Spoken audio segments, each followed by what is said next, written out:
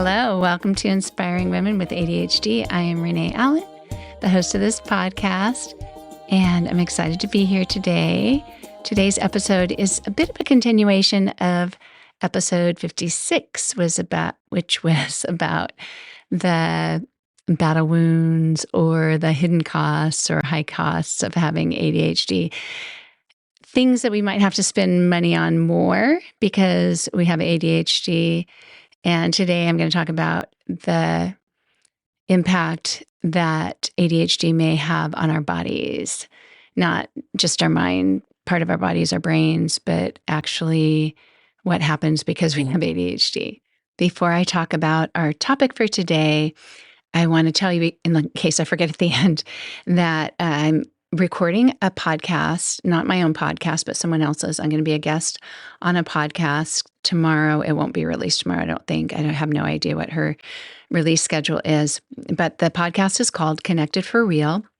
The host, and I apologize to all those who can speak Hebrew or who are Jewish and know I'm saying her name correctly, but it is Rebbetzin, which is the wife of the rabbi, Bat Chen, if that's how you say her first name, and her last name is Grossman. And she is a businesswoman, marriage coach, and mother of 7 children. She's younger than I am because her mother is the same age as I am. I listened to the podcast where her mother was the guest. But the episode I am going to be on is going to be about organization and how you work with your husband, how you work in a marriage with another person, anyone that you're living with, actually, it could apply to. But on her podcast, she talks a lot about your relationship in your marriage, your relationship with God, and about running a business and all kinds of aspects of managing your home. So there's 4 parts to that. And I'm going to talk about the marriage aspect and organization in your home and in your life. And we'll see how I do because I have ADHD and I haven't been a guest on someone else's podcast. So we'll see how that goes, but also just the being on video. I've been on video for yoga videos and live streams, but not for a podcast. It will probably be fine, but I get very, very distracted on Zooms. Do you get that way? When I'm on a Zoom call, I'm very mindful that there's a video on me, and it's not that I'm self-conscious. It just interferes with my ability to relax. So I got to get over that because tomorrow I'll be the guest on her podcast. But I'll tell you more once I know when that's being scheduled and give you a link to it on this podcast. But for today, I'm going to talk about what I call the battle wounds. The battle wounds, the physical ramifications that we have from having ADHD. These aren't things in the brain. These are actual things that happen. A lot of them are accidents that happen. Mostly I'm talking about accidents that happen, but also things that happen health-wise because of maybe forgetting to take medication on time. If you're taking an antibiotic and you're supposed to take it twice a day, if you forget to take it one day or at night or something like that, maybe it won't be a big deal to happen once or twice. But I recently had pretty severe asthma. I get severe asthma whenever I get a cold or flu or anything else.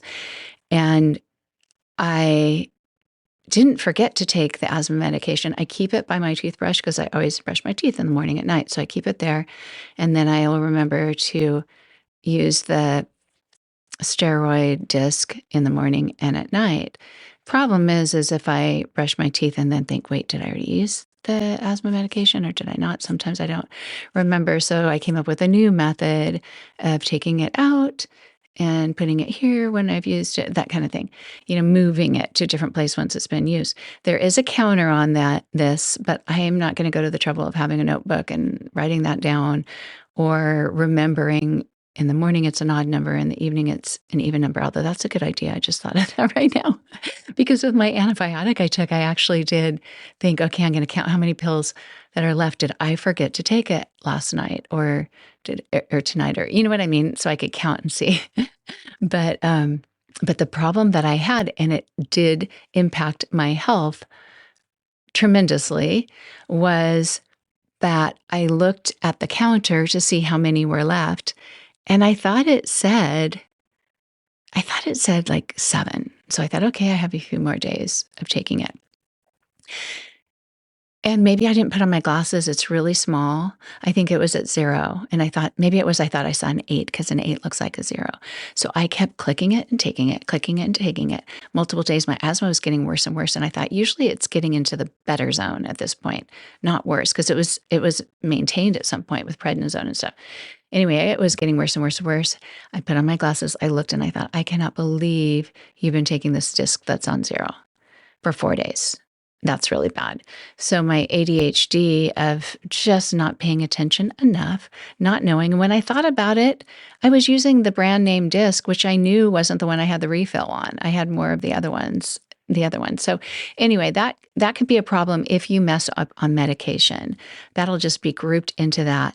But as far as all the accidents that could happen, that could lead to injuries or other problems, tripping, falling, maybe you have clutter in the house. Maybe there's something on the floor and you don't see it. People leave their shoes out. They take them off and it's not by the door.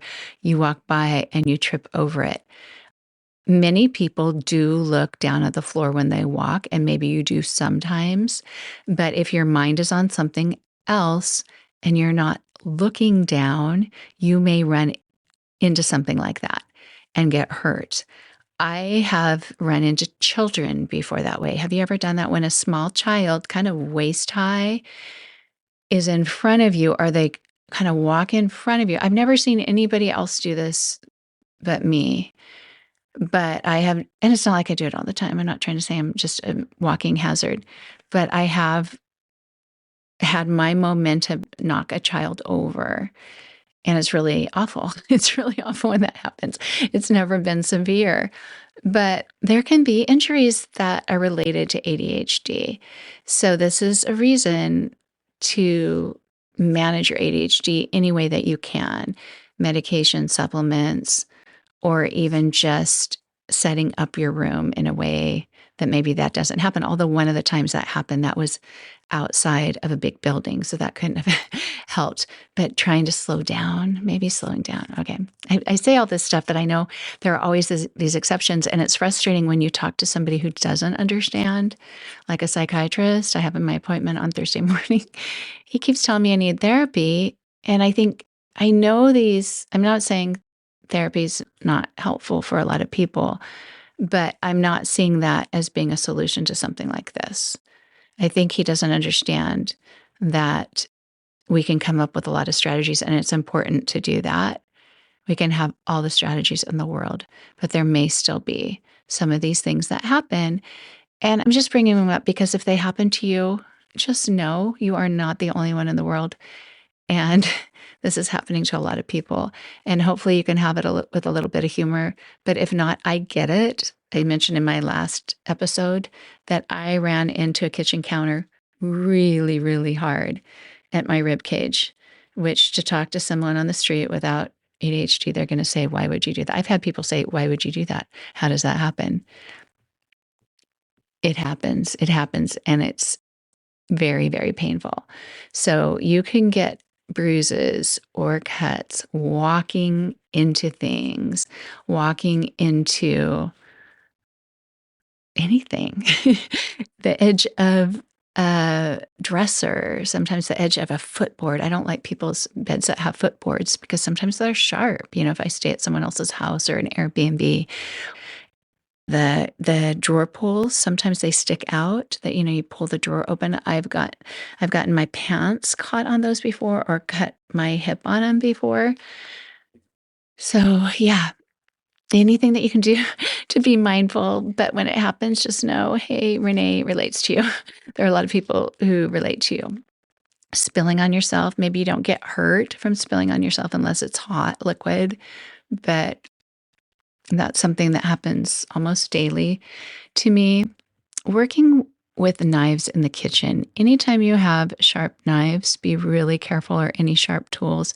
Be mindful if you're carrying them across the kitchen.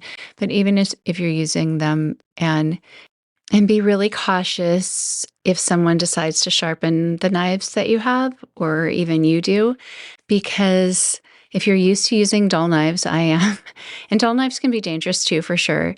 But if you're used to using duller knives and then you have sharper knives, it can be pretty dangerous. I cut myself multiple times on Thanksgiving Day because my husband sharpened the big knife that we were using. And I kept cutting myself for days. And I thought it's really not safe for me to use this because I'm used to using my knife in a certain way. Even just the way that you hold, if you're holding an apple, never cut it with it in your hand. But I used to do things like that. I used to put it in my hand and think I'd be okay because I'm watching what I'm doing. And I've had to learn, especially if something's frozen, never to hold it under hot water while you're cutting it. I don't know, maybe ADHD leads to the belief that some of those things are okay. I hope not. But be really cautious, really careful when you're in the kitchen using anything that's sharp. It could be a grater, it could be a knife, it could be even opening up the mail, cutting yourself with paper. It might sound silly, but I've cut myself a lot like that. So just be careful when you're using anything that could cut you. Or I don't know, maybe gloves are helpful. I don't wear gloves that often unless I'm cold. But do what you can to protect yourself because accidents do happen. Another thing is just misjudging or misestimating at distance, or even that something else is even around, that lack of awareness. If you're in the kitchen and you're opening a cupboard or you're opening a car door or something, doing things in slow motion, if you can, is helpful. When we're multitasking, and a lot of times we are when we walk out the door to go somewhere and get in our car or coming back, we have a mission on our minds. I've got to do this, I've got to do that. And you're trying to remember all the things, your phone, your keys, your purse, your sunglasses, whatever else you need to take with you, driving glasses, children, all these things. And when you're doing that, the mindfulness of what you might spill, or what you might run into, or where your foot is going, it might be harder. So sometimes taking multiple trips out to the car can be helpful. I'm not that great at it. My usual, and maybe yours is too, is to multitask to the limit and minimize those trips.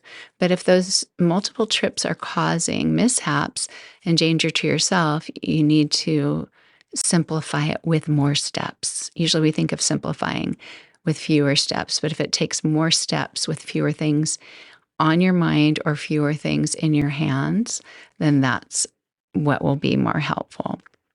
And then also just noticing the floor, noticing what's in front of you, and even just looking for wet spots on the floor. If something's spilled, whether it's in your own home, maybe you're more mindful of that in your own home or out in public. Sometimes people spill their water bottle, the lid's not on all the way in the gym or something, or in the public bathroom or something. And you just need to be mindful of that so you don't have any slips or potential falls. And even just for children, the children tend to run more than we do. I don't fall as often from running, more from walking too fast or into something, but children tend to run and slip, and I did when I was younger too. It's interesting with an ADHD brain, because there are so many things that can lead to accidents. There's the inattentiveness. There's that, and they say inattentiveness, but it just means you're not paying attention to everything. You're paying attention to different things. And sometimes that attention just keeps jumping around. And so you lose the attention to something that could be important, but also just not even noticing it to begin with. And I think of, when we run into things, cutting corners and stuff, we're not seeing an obstacle that's in the way. Stubbing toes on doors or corners of something that's rectangular is so painful. And it's almost like my brain thinks there's a curve to everything, and it's not true. I don't know if you've ever hit your toe into the corner of a brick fireplace. People who still have those in their homes, I've been in homes where I've broken a toe by trying to walk by as if that corner's not there. I also did it right before teaching a yoga class once. I was walking by some, what are they called? They were bars. They were portable bars for a bar class. So instead of it being attached to a wall, it was kind of like a sawhorse, but it was heavier. And you pick them up and move them and pick them up and move them. And they were all stacked on top of each other.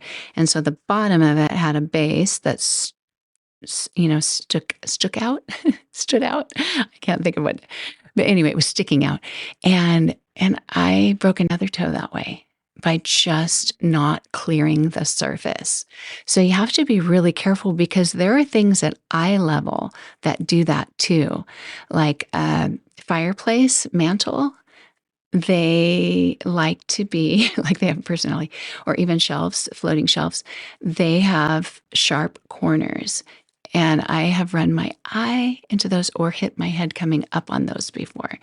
So watch for any corners that you can, or just position your furniture or your pathway to avoid those in any way that you can.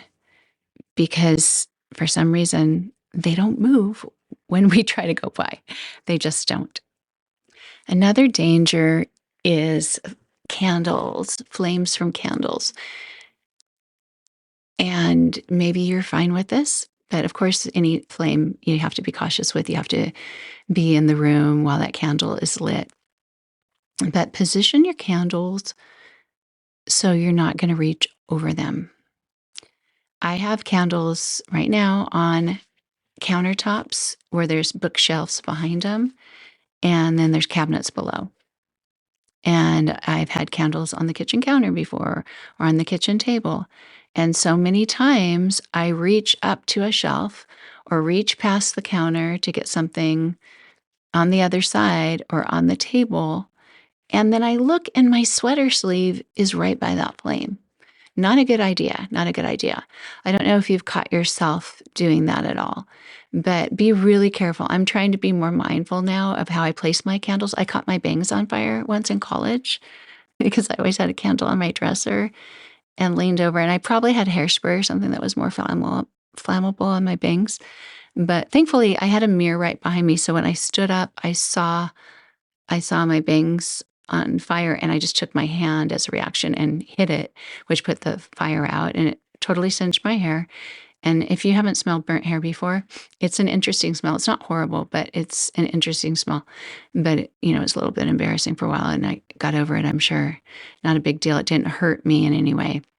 But be really careful with your candles, because what might make sense to somebody else with having candles and just going through your day with the candles there, even if you're in the same room, you could have some kind of an accident. And also be mindful if you put candles on the floor for any reason to only place them where no one will run into them, knock them over, or anything like that. Maybe you don't place them on the floor. That's common in yoga studios. And I've had people trip over them before, get wax spilled. It wasn't a fire danger. No one got hurt. But it's probably best not to have them on the floor. Most of what I've talked about is awareness or lack of awareness or lack of the ability to be able to pay attention to things that could prevent these accidents from happening, these injuries from happening. But there are also the memory problems that go with taking medicine. And another physical ramification that could happen with ADHD is if you work out, forgetting to warm up, or just thinking it's not important, just having more of that impatience. Oh, I just got to do this. I'm going to skip my warm up, or even going to skip my cool down. I'm not going to stretch afterwards. And you end up more sore because you didn't stretch afterwards, or muscle strains or injuries because you didn't warm up. And even when I teach yoga, you'd think, a lot of people would think I don't have to warm up before a stretch or a yoga pose. When a yoga teacher designs a class, everything, if they're doing it correctly for safety in this way, is designed to warm up the person for the area that you're going to do a pose with. So you might do some gentle movements at the beginning and then do a pose that opens the hips a little bit so that the next pose you can open the hips a little bit more. Even the standing poses are designed this way. I have injured myself before from just doing a yoga pose, thinking, oh, I can do this, and not guiding my body into it slowly. When gravity takes over, like the arm goes out pretty fast or something like that, you can get injured. So just being mindful of the methods that are necessary, the warming up, the cooling down, the stretching, and even what you eat or drink after a workout or after some class that you've taken. If you've worked out really hard, there are some post-workout recovery drink mixes that you can buy. Some people say that chocolate milk has the perfect blend of the carbohydrates, the proteins. Look into that, or you may already know what helps you the most. But I've been pretty surprised that it does make a difference on whether I get sore or not, or how sore I get, or how fatigued my muscles are later in the day, because I do like to work out in the morning, but I also teach yoga classes.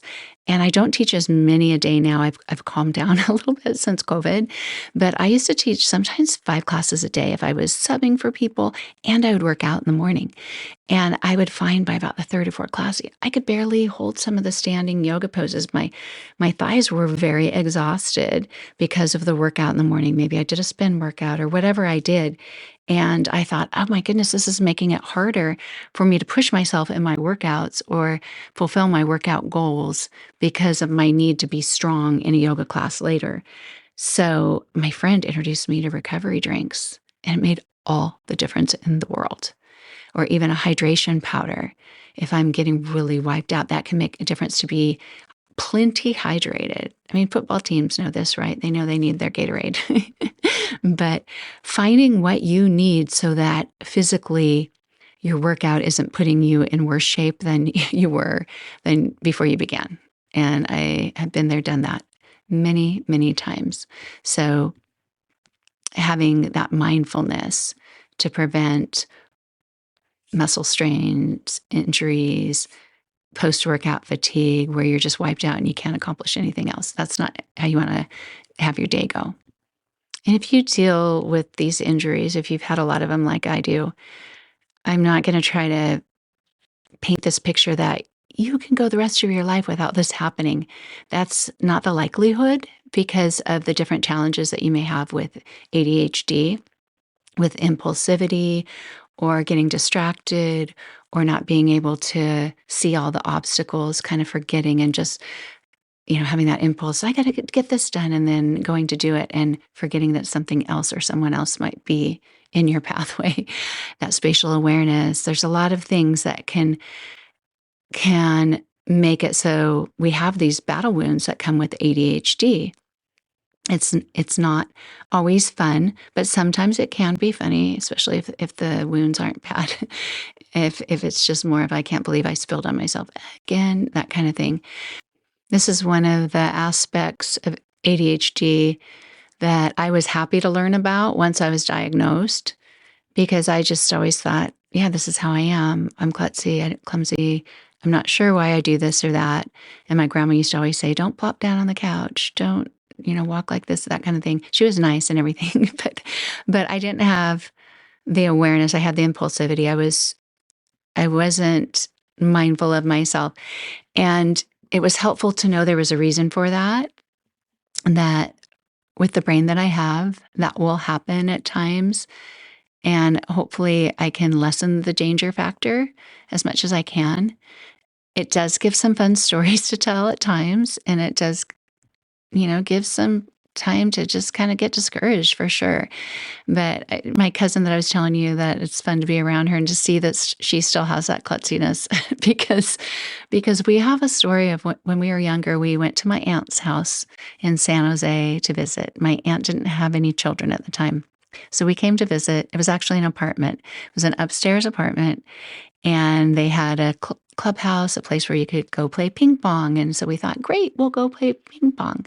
And I think they must have been my uncle's ping pong balls. We kept stepping on them when we go to get the ping pong balls. We kept squishing them, and then we had fewer and fewer. And so we laughed about it for years and years because my uncle was mad because we kept stepping on the ping pong balls. And then one of us, I have to ask Kelly, but one of us knocked over a lamp and broke it. I think it was I who walked through the screen door. They had a sliding glass door to go out onto a patio. I walked right through it because I didn't see it. And which now I think, oh my goodness, these are the kinds of things as an adult, that I don't time the door right as I walk into the store when it's automatically open or something. But yeah, I walked through the screen door because I didn't see it there and just bent it all up. And my cousin took her ring and was playing with it in the screen of the window and got it stuck in there and kept trying to get it out. And then when she pulled it out, she was trying to keep the screen in the window and it fell down 3 stories. And my uncle got mad, and he was a fun uncle. We still super love him. But he got mad and went down and got it and said, you guys got to be more careful. You're ruining everything. And then when he was putting it in, it fell out again. And, these were the kinds of things that we laughed about for years. I'm sure there were more. My aunt would talk about how we make cookies and, take back when the beaters would come up like an Oster blender or something. Is it a blender or mixer? I guess it's a mixer. But the 2 metal beaters, and I'd lift it up and with it still on, not turning it off, and all the cookie dough or cake batter would go all over the walls. And, just things that you're kind of like, what? Someone's talking to me, and you lift it up.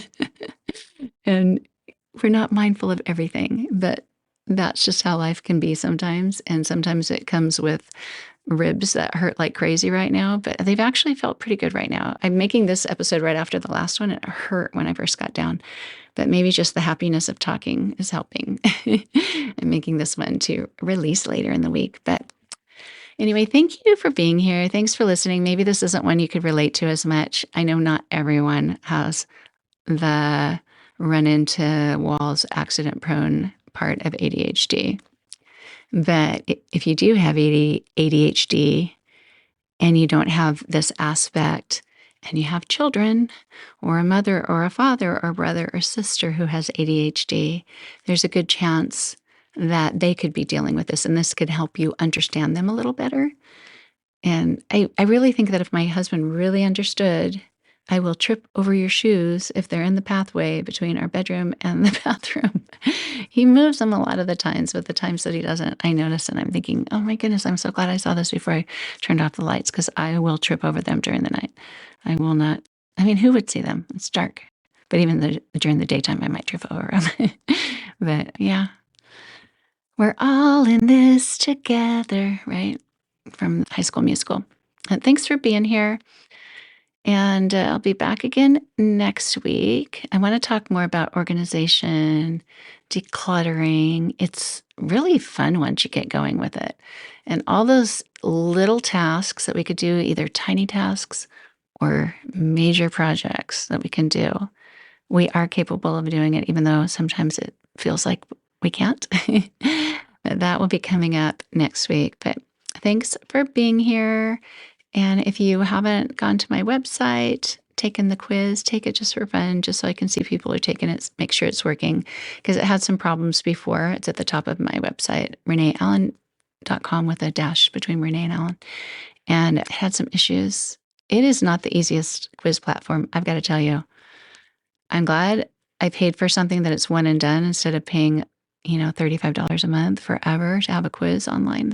It costs money to do these things. I've been surprised, but it hasn't been easy at all.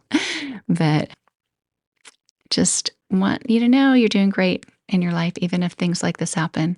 So thanks for being here. Have a wonderful day. Bye. Double chins, rubber ducks, squeaky cheese and paper cups, applesauce, Superman, rocket ships and Peter Pan, boogie boards and parachutes and soda cans, jumping jacks and pillowcases for my hands, Donald Duck and fire trucks and Pokemon, Santa Claus and Johnny Depp and Donkey Kong, chocolate chips and zipper zips and 914, little children jumping on the trampoline, model trains and passing lanes and super glue, tangerines and magazines and kangaroo.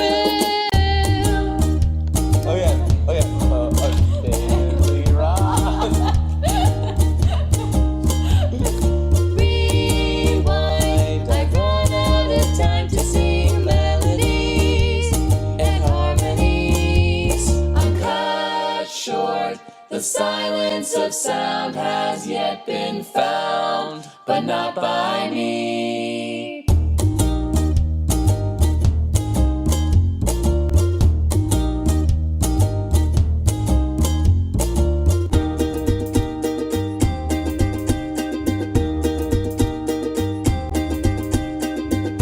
I buttered my toast, spread on some grape jelly. I don't mean to boast, but I'm a chef and a good one.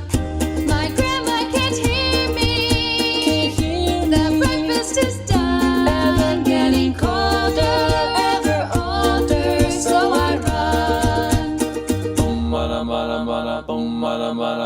Open windows, broken shadows. Frozen dreams are left for tomorrow.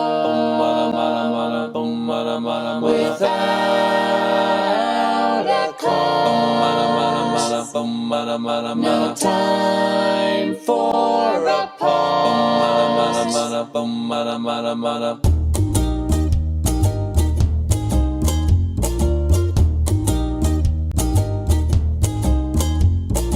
Rewind, I've run out of time to sing melodies and harmonies. I'm cut short. The silence of sound has yet been found, but not by me.